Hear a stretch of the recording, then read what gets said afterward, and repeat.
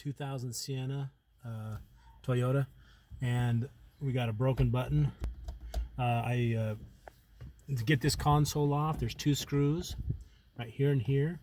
This is to fix it, not to replace it. You can get them on eBay, but they cost you about $100.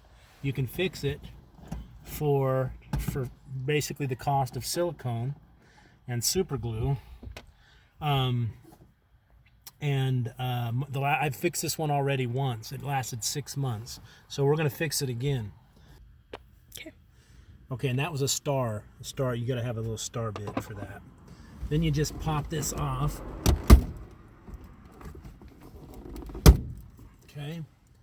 Then you unplug these two plugs, or three plugs.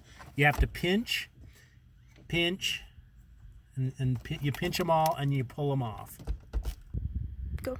Okay, now that this is off, we're going to be taking off this. I'm going to take it inside and we'll take this part off.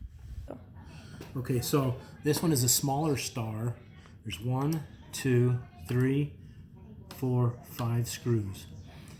And if you can't get the star to fit, you can put a straight screw in there, push it in really so it fits into some of the sides. But if you have the right star, you can use a star. Go. Okay, this is the last screw. And then this little guy just shimmies out. Like so. Okay, you then have to take this screw off right there. It's the same little star screw. This part kind of snaps apart, so you got to be careful. All these parts are like in there pretty well. Like sometimes you have to get a little screwdriver and release the tabs. So if this pops off, you can see that it has several different tabs. Like there's 2 there and 1 down there. You pop all those tabs off, that comes off. And then the back part also comes apart. There's a tab here, the bottom, and there's one at the top. So it will separate. You kind of got to get your hands all into this to separate it. Ready? So there's this, each side has a tab. There's also one on the side. So if you get the side, it separates the whole thing. Ready? Huh. Okay, so this thing separates. Okay, so this part is the part we have to fix. This part needs to stay in its little,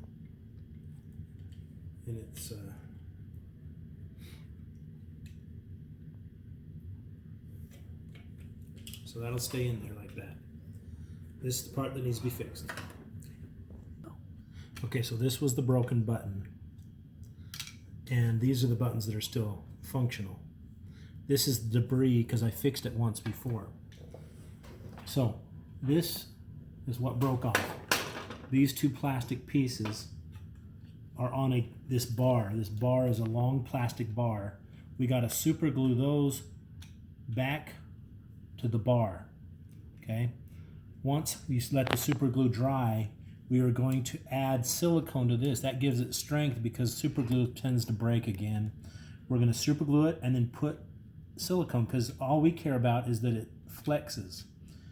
And see, these ones flex because they're on a bar that kind of twists. So these have a little flexy joint. These all flex a little bit. This one will be more brittle because we're going to glue it back. So the flex we'll get from this will be the silicone that we add. I'll show you that in a second. Go. I'm going to hit both of these with a little bit of super glue.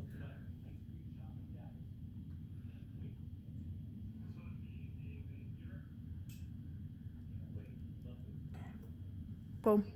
Okay, now you're going to put silicone on there. Try to get 100% silicone because it remains flexible. Now you can see I used white before. It doesn't matter what color. This time it's clear. Before I used white. So with those glued, I'm going to smear silicone in this whole area. It'll stay flexible so that can push the button. These little buttons get pushed by the little tabs up at the top. So I just want this to be in place. So even if you mess up with the super glue, you want the glue to glue it, even if it gets stuck to other stuff, as long as it's only glued on the bottom so the top can remain flexible. The silicone will keep everything in place and keep it flexible. So So I'm going to put a nice thick bit of silicone. I'm even going to kind of smear it in to keep it pushing against that. So the silicone is holding the button. It'll dry flexible and get hard, so it'll still push, and that should fix it. Okay, so these snap back together. You're going to put these little things inside the thing, inside the little spots.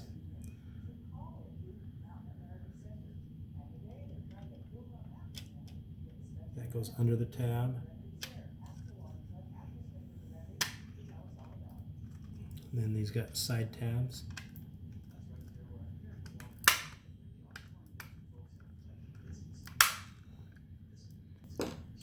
Snap back together. This snaps on. Tabs go in there and there.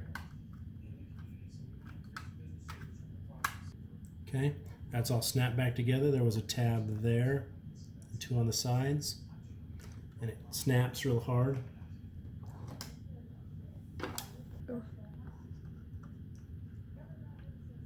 This goes like this.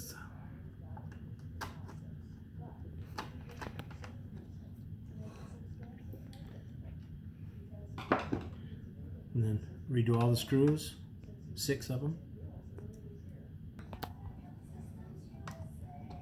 Okay, ready to put it in the car.